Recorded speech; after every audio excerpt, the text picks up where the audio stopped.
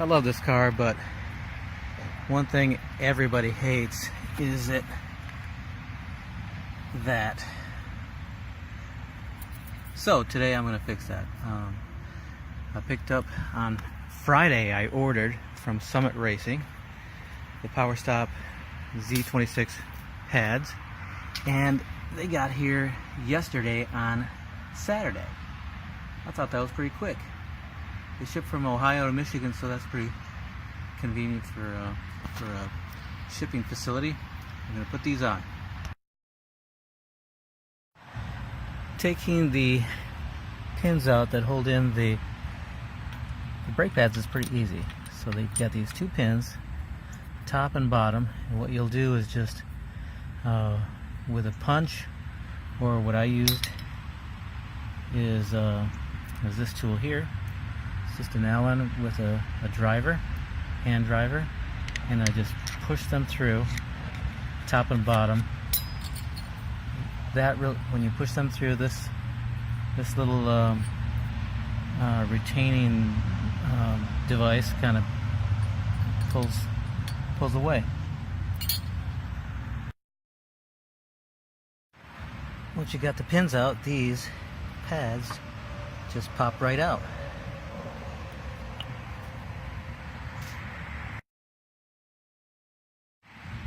Powerstop pads actually come with the pads, of course.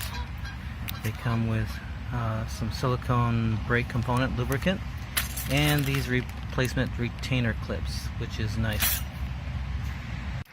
When you put the pad back in, make sure that the wear indicator here is on the outside of your caliper, and that just slides in.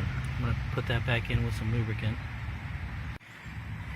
The pads can be a little tight, so what I did was, if you can see here, I put this in here, and there's two pads in there, and I just pushed them a little bit to create a little bit more space for that pad to slide in.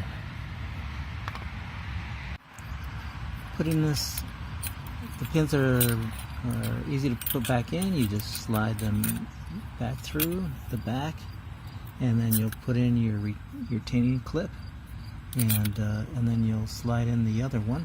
Let's see if I can do that now. Alright, those are the pads installed, and there are two pins again that you want to push in from the back, and I just used a screwdriver tool with a hex driver nut or driver that I just pushed them through the back. Pretty easy. Removing the front pads is going to be the same as the rear. They just pull out the pins, and then these will just pull out, and I'll get to those in just a moment.